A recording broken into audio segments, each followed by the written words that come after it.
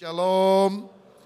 Hari ini saya akan menyampaikan firman tentang kekerasan dalam rumah tangga, KDRT. Saudara-saudara, KDRT adalah perbuatan terhadap seseorang, terutama perempuan, yang berakibat timbulnya kesengsaraan atau penderitaan dalam beberapa aspek ini. Yang pertama secara fisik, yang kedua secara seksual, yang ketiga secara psikologis, dan yang keempat dan atau penelantaran rumah tangga. Tolong slide-nya. Saudara-saudara, pemukulan secara fisik misalnya merupakan KDRT. Atau ada orang mengalami perkosaan di rumahnya sendiri, mungkin karena orang dekatnya. Kebanyakan kasus perkosaan kepada anak kecil dilakukan oleh orang dekat, saudara, oleh pamannya, oleh kerabatnya, bahkan ada yang oleh orang tuanya sendiri. Atau misalnya suami sering nonton blue film dan memaksakan gaya-gaya yang aneh kepada istrinya yang sebetulnya sangat bertentangan dengan keinginan dari istri itu sendiri. Ini merupakan kekerasan dalam rumah tangga. Secara psikologis, kata-kata kasar, kata-kata yang menyakitkan seringkali ditujukan kepada pasangan. Atau menelantarkan keluarga, tidak mencukupkan kebutuhan dasar, misalnya untuk makanan bagi anak-anaknya. Padahal suaminya punya banyak uang, dia pakai foya-foya di luar, tapi istrinya dijatah dengan sangat sedikit sekali keuangan. KDRT juga termasuk ancaman untuk melakukan perbuatan tertentu. Awas, saya bunuh kamu. Pemaksaan atau perampasan milik daripada orang di dalam keluarga tersebut. Beberapa tindakan KDRT meliputi menendang, memukul, mendorong, melemparkan benda ke arah pasangan, lempar gelas misalnya, lempar piring, kena atau tidak kena, mencekik, bahkan hingga melukai. Saudara-saudara, KDRT ini bisa mengakibatkan akibat buruk, antara lain kematian seperti kasus di Mojokerto yang saya ceritakan tadi. Kemudian ada cacat fisik, mungkin dia tidak mati tapi mengalami cacat. Ada masalah psikologis, keinginan bunuh diri, trauma, rasa tidak berharga. Ini juga merupakan akibat KDRT. Menurut laporan Komnas Perempuan, ratusan ribu kasus KDRT telah dilaporkan dari seluruh Indonesia. 70% diantaranya adalah wanita dan sebagian lain adalah anak-anak. Walaupun ada juga pria yang mengalami KDRT. Mungkin karena istri badannya lebih besar, jago karate, sedangkan suami cuma bisa main karambol, digebukin sama istrinya. Istrinya jago karate, sabuk hitam, ban hitam, suaminya cuma bisa jual beli ban bekas, duitnya kurang, maka digampar sama istrinya. Bisa saja terjadi. Ya, istrinya lebih galak dari suaminya, gladiator begitu saudara, seorang petarung.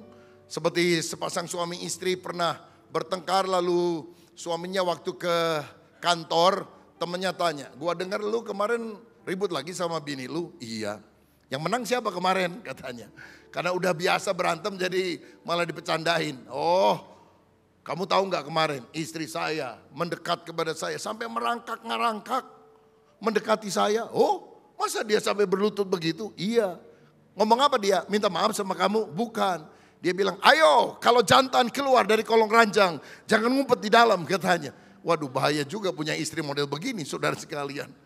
Ya, jadi KDRT bisa terjadi di dalam berbagai bentuk. Nah, Maleakhi 2 ayat 16 berkata, sebab aku membenci perceraian, firman Tuhan Allah Israel, juga orang yang menutupi pakaiannya dengan kekerasan, firman Tuhan semesta alam, maka jagalah dirimu dan janganlah berkhianat. Ayat ini memang pertama ditujukan, yaitu tentang sikap Tuhan yang sangat membenci perceraian. Tetapi Tuhan juga tidak suka kepada orang yang menutupi pakaiannya dengan kekerasan. Kalau kamu menceraikan pasanganmu itu adalah hal keras, hal kejam yang kau lakukan. Tetapi kalau engkau ada dalam keluarga, jangan sampai keluarga enggak cerai, hanya demi status. Oh nggak enak kita orang Kristen masa cerai. Aduh anak-anak gimana. Tetapi kekerasan, domestic violence itu terjadi di dalam keluarga kita. Itu bukan yang dikehendaki oleh Tuhan. Kenapa KDRT, kekerasan dalam rumah tangga bisa terjadi? Yang pertama karena faktor eksternal, faktor luar. Misalnya karena kesibukan kerja, sehingga akhirnya terlalu capek. Orang kalau terlalu capek, emosional dan sudah tidak rasional. Komunikasi juga kurang. Karena di luar udah terlalu habis energinya. Termasuk kalau suaminya itu orang yang sebetulnya dalam pekerjaannya harus banyak bicara. Marketing misalnya. Dia harus menawarkan produk, dia harus ngomong dengan ramah, dengan baik. Dan kalau orang, wah ini jelek dan sebagainya, dia juga harus bisa menjawab dengan lemah lembut. Tapi ketika dia sudah sampai di rumah, udah habis energinya. Istrinya ngomong begini, udah ngamuk aja saudara. Dan karena kurangnya komunikasi, kadang-kadang tempelengan itu bisa terjadi. Atau karena perselingkuhan. Pria memiliki wanita idaman lain sehingga cinta kepada istri sudah tidak lagi berkobar, dialihkan pada pihak yang lain dan akibatnya tentu hanya kekasaran yang dialami oleh istri. Kesulitan ekonomi, utang banyak, penghasilan pas-pasan, itu juga bila tidak disikapi dengan benar maka akan mengakibatkan hal buruk. Tahukah saudara ada banyak masalah sekarang timbul karena judi online. Saya mau katakan kalau ada di antara saudara yang mulai melakukan itu, bertobat, berhenti dalam nama Tuhan Yesus. Itu akan menghancurkan hidup saudara. Jangan bermain-main dengan api karena sangat berbahaya. Saya tadi mendengar informasi setiap hari orang di Indonesia menghabiskan 320 miliar untuk judi online. Every day 320 miliar. Dan karena judi online itu nggak punya batas negara, kebanyakan itu dikelola di Kamboja, di Filipina, dan beberapa negara yang lain. Makanya ekonomi Indonesia sekarang ini tidak sedang baik-baik saja karena orang-orang di kampung-kampung pokoknya punya handphone, dia beli cuma dua hal, rokok sama judi online. Dan ini sesuatu yang sangat berbahaya, sangat merugikan. Kalau saudara juga terikat karena pinjaman online, ini juga sangat berbahaya. Memang minjemnya gampang kalau pakai online itu, tinggal ketik dapat pinjaman. Oh rasanya itu menyelesaikan masalah, tapi masalah yang lebih besar akan menimpa saudara. Karena kalau saudara nggak lunasi beserta dengan bunga-bunganya, engkau dikejar-kejar terus. Dan namanya contact number yang ada di handphone saudara biasanya itu akan diambil oleh pinjol tersebut saudara. Dan akibatnya kalau tidak bayar, nama kita disebar-sebarkan ke seluruh contact person yang ada di handphone kita. Dan akibatnya merusak nama baik kita, merusak harga diri kita. Bayangkan dengan pinjaman beberapa juta rupiah, nama baik kita menjadi tercemar. Bisa dikata-katain dengan bahasa kebun binatang segala. Karena itu hati-hati tentang hal ini. Kalau saudara belum punya uang, banyak doa. Hidup berpada dengan apa yang ada. Jangan panasan lihat orang lain. Hidup sederhana, saya percaya uang saudara bisa memenuhi kebutuhan hidupmu. Tapi penghasilan saudara tidak akan pernah sanggup memenuhi gaya hidupmu. Kebutuhan hidup itu simple, murah. Gaya hidup itu yang mahal. Saudara ke warung, beli kopi hitam dong satu. Datang tuh kopi hitamnya 5.000 rupiah. Saudara ke kafe, black coffee satu. Datang juga, apa itu? Kopi hitam 30.000 rupiah. Ini kan antara kebutuhan hidup sama gaya hidup. Saudara-saudara, kalau nggak punya uang, tahan diri, jangan utang. Orang bahagia itu bukan orang yang memiliki banyak harta, tapi orang yang keinginannya sedikit. Ulah loba kahayang, kata orang Sunda. Jangan banyak maunya, teboga duit cicing, ya. Nggak punya uang, udah diem aja. Jangan ngutang sana sini. Tetapi yang kedua ada faktor internal. Apa itu? Ada suami, ada pria misalnya mudah emosi, sumbu pendek, mudah meledak, kasar. Kalau udah ngomong sama istri sama anak, aduh kasarnya minta ampun. Anak nilai ulangan jelek, bego lu. Anaknya kaget. Papa memang ulangan saya jelek, tapi papa kan majelis di gereja. Masa ngomong kasar seperti itu? Papanya kaget. Ditemplak sama anaknya, saudara. Nak, kamu tahu nggak? Bego itu bukan ucapan kasar. Bego itu singkatan. BEGO. Bangkitlah engkau, gunakan otakmu katanya. Saudara ngelesnya pinter lagi saudara. Seorang anak nilai matematikanya jelek. Papanya maki-maki dia. Kalau besok nilai ulangan jelek lagi, jangan sebut aku papa. Ya, ngerti ya? Iya pak, maaf pak. Berapa hari kemudian ulangan lagi. Gimana ulangan kamu? Bagus gak? Jelek bro. Loh, kurang ajar panggil bapamu bro. Katanya kan gak boleh panggil papa kalau nilai jelek. Ya kebetulan jelek bro aja. Saudara-saudara, ada orang yang mudah emosi, kasar. Dan biasanya karena tidak takut akan Tuhan.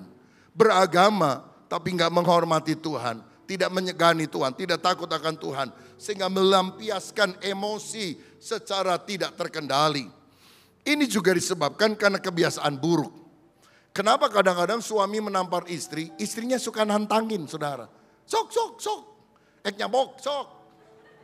Bener-bener ditempeleng sama suaminya, kenapa ditantangin begitu? Ibu-ibu, wanita, jangan sok nantangin. Itu membuat api makin hari makin besar. Saudara, emang cuma kamu yang bisa? Saya juga bisa, itu nantangin.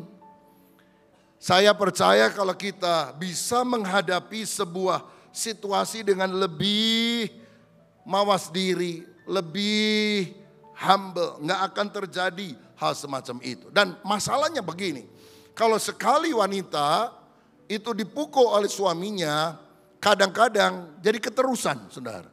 Apalagi kalau istrinya itu tidak pernah mengkonfrontir itu, bahkan menutupi keadaan. Karena apa? Saya orang Kristen suka ke gereja ikut pelayanan lagi. Ya mungkin kalau digebuk sama suami, akibat saya yang salah ya. Mungkin ini salib yang harus saya tanggung ya. Saudara, saya mau bilang, itu bukan salibmu. Itu kekerasan yang engkau sedang alami. Dan itu harus dihentikan. Jangan menutup-nutupi keadaan seakan-akan everything is okay. Semua bagus-bagus saja pada engkau yang mengalami masalah yang besar. Bagaimana pandangan Alkitab tentang KDRT? Kolose 3 ayat 19 berkata, hai suami-suami, kasihilah istrimu dan janganlah berlaku kasar terhadap dia. Alkitab jelas menentang kekerasan dalam rumah tangga. Suami harus mengasihi istri. Kasih itu sabar, kasih itu murah hati, kasih tidak cemburuan, kasih tidak memegahkan diri dan tidak sombong, kasih tidak melakukan yang tidak sopan. Suami harus cinta, sayang, mengasihi istri, memperlakukan dengan lemah lembut, jangan kasar terhadap istrimu. Bapak-bapak, apakah kalau engkau ngomong seringkali kasar? Karena engkau merasa istrimu kurang pinter, kurang berharga, kurang kaya, sehingga engkau merasa punya hak untuk memaki dia. Karena engkau yang cari uang, istrimu hanya ibu rumah tangga yang mengurus anak-anak dan engkau meremehkan dia. Suami-suami, kendalikan dirimu. Alkitab berkata bahwa buah roh yang ke-9 adalah penguasaan diri, tahan nafsu. Suami kalau marah harus jaga mulutnya. Daripada maki-maki orang, lebih baik teriak, haleluya. Itu lebih baik daripada saudara maki orang. Dan kalau suami lagi teriak, istri jangan teriak. Satu marah, satu diam. Marah itu mesti gantian, saudara. Jangan dua-duanya teriak. Bikin perjanjian. Tidak boleh teriak bareng. Kecuali rumah sedang kebakaran. Nah itu urusan lain saudara sekalian. Jadi kalau ada suami yang masih kasar memukuli istri, bertobatlah.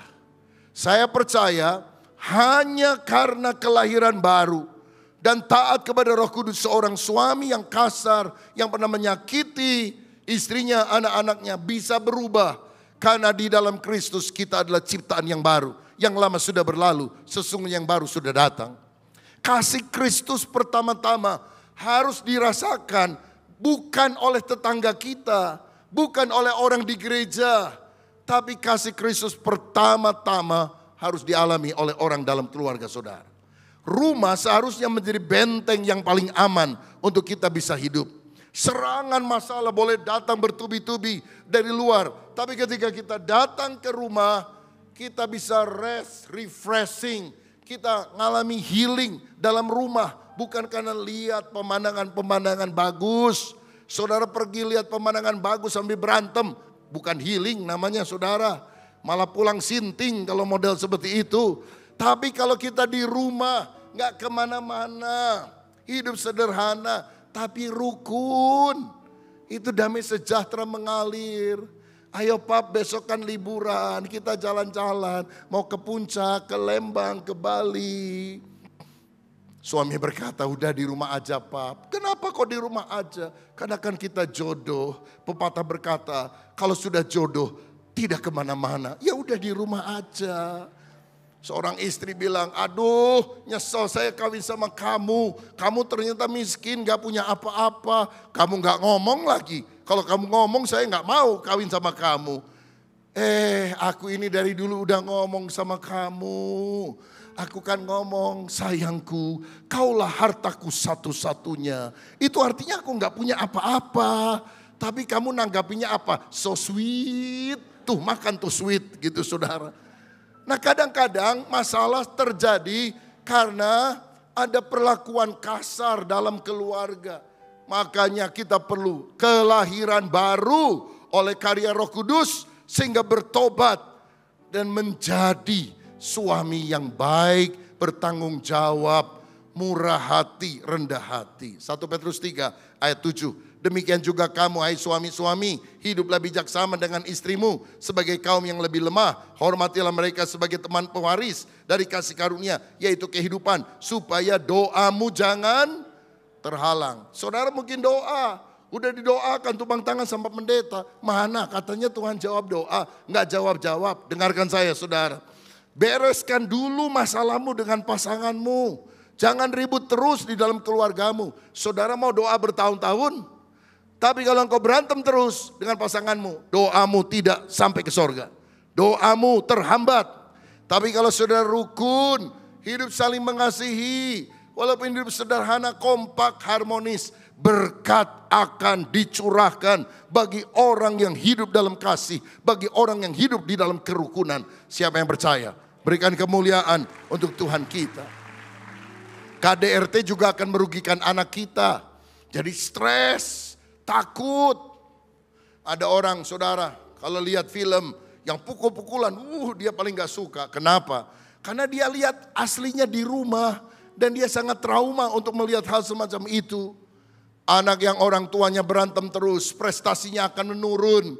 Gimana bisa belajar? Lagi belajar di kamar, orang tuanya ribut, konsentrasi buyar. Dan anak juga akan mengalami masalah sosial. Dia akan menarik diri dari pergaulan, jadi orang pasif, jadi orang yang minder. Atau sebaliknya, dia jadi orang agresif, suka malakin teman-temannya, jahat. Karena apa? Dia lihat tingkah laku dari ayahnya yang ada di rumah. Oh betapa KDRT itu menghancurkan seluruh keluarga kita, saudara-saudara. Makanya ini harus dihentikan. Istri harus ngomong dengan jelas. Saya gak suka dipukul. Saya gak suka dibentak. Saya jadi istri kamu bukan untuk dibentak-bentak. Stop membentak saya. Stop memaki saya. Dan kalau saudara melakukan dengan serius, dengan sungguh, orang harus menghargai orang lain. Walaupun itu sudah jadi istri atau jadi suaminya sendiri. Setiap orang itu punya harga diri. Dan apalagi kita yang percaya kepada Yesus. kita ini berharga di mata Tuhan. Tuhan mengasihi kita. Saudara-saudara, kan itu saya mau bilang KDRT harus dihentikan. Karena banyak kasus-kasus KDRT tidak hanya terjadi kepada orang yang belum percaya, tapi juga di dalam keluarga Kristen. Kalau ada di antara keluarga saudara yang mengalami KDRT, dalam nama Yesus, KDRT harus dihentikan. Apalagi di Indonesia sudah ada undang-undang anti kekerasan. Orang yang melakukan kekerasan dalam rumah tangga dilaporkan kepada pihak berwajib, dia bisa dipenjara sekian tahun dan didenda sekian puluh juta rupiah. Nah sekarang bila ada orang sebelum nikah lagi pacaran digebukin sama pasangannya, bagaimana? Saya bilang tunda itu pernikahan. Dan kalau kelihatannya memang gak ada perubahan, batalin itu pernikahan. Kalau saudara sudah dipukul oleh pasanganmu waktu engkau belum nikah, engkau akan mengalami terus dalam pernikahan. Hentikan pasangan. Tapi undangan sudah dibagikan, biarin rugi saudara. Daripada engkau masuk ke dalam neraka kehidupan yang ada di dunia. Karena itu jelas bertentangan dengan ajaran Alkitab. Nah, tetapi masalahnya seringkali KDRT itu terjadi setelah seseorang menikah. Gimana kalau sudah menikah dipukuli terus oleh pasangan hidup. Jangan bilang ini nasib saya, ini salib yang harus saya terima dan sebagainya. KDRT harus dihentikan. Kalau saudara nggak bisa menanganinya sendiri, minta tolong orang. Siapa? Rohaniwan. Saudara bisa datang kepada ketua kelompok sel, kepada konselor, kepada hamba Tuhan, minta didoakan. Dan saya percaya KDRT tidak cukup hanya doa, mesti ada tindakan. Saudara perlu dikonseling, pasanganmu juga. Dan kalau belum ada perubahan, mau tidak mau, walaupun ini mungkin bisa menimbulkan masalah yang lebih berat, keluarga dilibatkan. Kasih tahu keluarga. Kalau saudara dipukuli, sudah beberapa kali. Walaupun kalau bicara keluarga ini jadi subjektif. Nanti ujungnya disuruh cerai saudara. Daripada digebukin udah cerai aja. Papa mama juga gak pernah pukulin kamu, siapa dia? Aku juga masih bisa kasih makan. Wah ini masalahnya lebih berat saudara sekalian. Tapi untuk efek jera, mungkin kalau orang tua udah lanjut dan kita tidak mau ngomong sama mereka.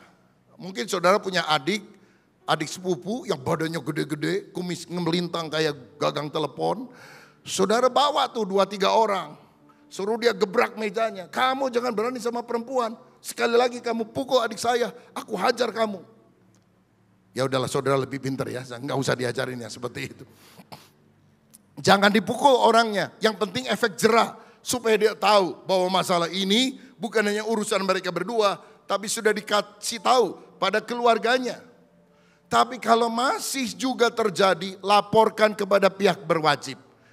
Itu suami yang seperti itu ditangkap saudara. Bisa dituntut dengan hukuman penjara dan denda puluhan juta rupiah. Supaya dia tidak melakukan itu lagi. Lagi dia di penjara, jangan kawin lagi. Oh haleluya, dia sudah dalam penjara. Mungkin ini kehendak Tuhan. Karena aku sudah jatuh cinta pada seorang pria. Ngawur itu yang perempuannya saudara. Ya. KDRT jangan berujung pada perceraian. Tapi kalau mengancam nyawa, sedapat mungkin paling jauh perpisahan untuk sementara waktu. Tidak tinggal serumah.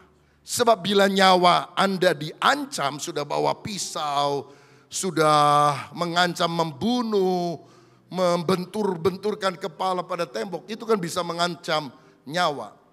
Solusinya bukan cerai tapi pisah untuk sementara waktu dan jangan mendiamkan. Amsal 22 ayat yang ke-3. Kalau orang bijak melihat malapetaka, bersembunyilah ia. Tetapi orang yang tak berpengalaman berjalan terus lalu kena celaka. Kenapa saya bilang jauhkan diri dari rumah, pisahkan diri untuk sementara waktu, nggak boleh terlalu lama. Karena kalau kita bijaksana melihat malapetaka, ancaman nyawa, lalu kita tetap di sana tidak bersembunyi, tidak melarikan diri, maka kita dianggap orang yang tidak bijak, tidak punya pengalaman. Jangan sampai kita kena celaka karena perlakuan KDRT tersebut. Nah, ketika berpisah, masing-masing harus dikonseling supaya ada pemulihan kedua-duanya. Lalu kalau sudah ada perubahan yang nyata, walaupun ini sulit saudara-saudara, tapi kalau sudah ada perubahan yang nyata, bolehlah kembali ke rumah.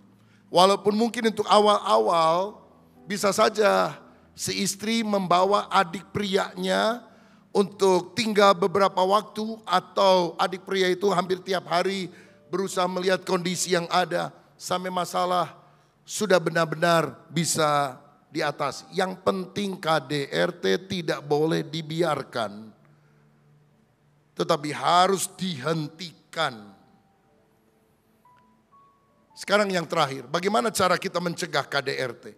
Yang pertama, mesti ada komunikasi yang santun antara suami istri, saling percaya. Efesus 4 ayat 29 sampai 32. Janganlah ada perkataan kotor keluar dari mulutmu, tapi pakailah perkataan yang baik untuk membangun di mana perlu, supaya mereka yang mendengarnya beroleh kasih karunia. Jangan ada perkataan kotor. Kalau udah jadi orang Kristen di rumah, walaupun lagi marah, kata-kata anjing, monyet, babi sudah nggak boleh keluar dari mulut kita. Mulut kita harus dibersihkan oleh kuasa Tuhan. Dan janganlah kamu mendukakan Roh Kudus Allah yang telah memateraikan kamu menjelang hari penyelamatan. Saudara tahu pertengkaran KDRT itu melukai hati Roh Kudus. Makanya segala kepahitan, kegeraman, kemarahan, pertikaian, fitnah hendaklah dibuang dari antara kamu. Demikian pula segala kejahatan, termasuk kekerasan dalam rumah tangga. Buang semuanya. Tetapi sebaliknya, hendaklah kamu ramah seorang terhadap yang lain, penuh kasih mesra, saling mengampuni sebagaimana Allah di dalam Kristus telah mengampuni kamu. Ada komunikasi yang santun antara suami dan istri, saling percaya. Kasih itu sabar, kasih itu murah hati. Kasih tidak memegahkan diri dan tidak sombong. Yang kedua, ada penghargaan kepada suami sebagai kepala keluarga. Layani dengan kasih sayang. Ada loh istri yang lebih bijak dan pintar daripada suaminya. Suaminya udah bodoh, keras kepala lagi saudara sekalian. Tetapi ingat, suami adalah kepala keluarga. Saudara boleh kasih masukan, tapi izinkan suami tetap terlibat di dalam pengambilan keputusan. Bagaimana Pak? Setuju ya? Setuju ya? Saudara-saudara, hargai suamimu sebagai kepala keluarga. Jangan menghina dia. Kamu mah, tuh lihat tetangga kita mah bisa beli mobil baru, rumahnya juga udah lebih bagus. Kita mah dari dulu motor butut aja. Udah berapa kali saya dibonceng sama kamu, sampai mogok di pinggir jalan, malas saya sama kamu. Aduh, itu menyakiti hati suami. Istri juga jangan menghina suami. Mas, waktu aku kawin sama kamu, kamu ganteng. Sekarang gentong badanmu. Oh, itu melukai saudara. Berikan penghargaan. Ketiga, ada perencanaan bersama tentang kebutuhan ekonomi. Kalau saudara mau mengeluarkan uang, apalagi dalam jumlah besar, untuk kontrak rumah, nyicil rumah, beli mobil, beli motor, pokoknya kebutuhan-kebutuhan yang besar jangan diputuskan sendiri, harus runding sama-sama sambil mengukur kekuatan keuangan keluarga. Kalau kita piknik bareng-bareng ke sini, berapa kebutuhan kita, masih ada enggak, cukup enggak? Sebab jangan sampai setelah kita piknik uangnya habis, berantemlah kita di kemudian hari. Saudara-saudara, makanya tinggal sederhana di rumah tapi hidup rukun itu jauh lebih indah. Dan yang keempat, adakan mesbah keluarga. Mesbah doa keluarga itu sangat menolong. Ketika suami berdoa bagi istri, ketika istri berdoa bagi suami, saling mendoakan orang tua dan anak. Itu meredam kegeraman kita, membuat hati kita lebih plong, lebih bahagia. Karena ketika kita berdoa, Yesus hadir di tengah kita. Tali 3 lembar tidak mudah diputuskan. Yesus satu-satunya pihak ketiga yang kalau dilibatkan dalam keluarga tidak akan menimbulkan kekacauan, tapi akan lebih merukunkan kita semuanya. Jadi ada komunikasi, ada penghargaan, ada perencanaan keuangan, ada mesbah keluarga. Ayat penutup Mazmur 128 ayat 1-6. Mari kita baca bersama. 2, 3. Nyanyian ziarah. Berbahagialah setiap orang yang takut akan Tuhan, yang hidup menurut jalan yang ditunjukkannya. Apabila engkau memakan hasil jerih payah tanganmu, berbahagialah engkau dan baiklah keadaanmu. Istrimu akan menjadi seperti pohon anggur yang subur di dalam rumahmu. Anak-anakmu seperti tunas pohon zaitun sekeliling mejamu. Sesungguhnya demikianlah akan diberkati orang laki-laki yang takut akan Tuhan. Kiranya Tuhan memberkati engkau dari Sion, supaya engkau melihat kebahagiaan Yerusalem seumur hidupmu. Ayat 6. Dan melihat anak-anak dari anak-anakmu. Damai sejahtera atas Israel. Damai sejahtera atas umat Tuhan. Jika suami takut akan Tuhan, istrinya manis di dalam rumah. Banyak istri sekarang manis di luar rumah. Udah lipstick kemana-mana, make up kemana-mana, cantik. Oh, ngomongnya bagus, tapi di rumah kayak singa lapar keluar dari kandang. Itu bukan keluarga yang diinginkan Tuhan. Anak-anak akan duduk di sekeliling meja, artinya ada kesatuan hati. Kita akan melihat anak-anak dari anak-anakmu, artinya sampai cucu, sampai generasi ketiga, keempat. Kita panjang umur, diberkati oleh Tuhan. Itulah berkat bagi keluarga yang hidup takut akan Tuhan. Dan kiranya kita semua menjadi keluarga yang berkenan kepada Tuhan. Tuhan Yesus memberkati.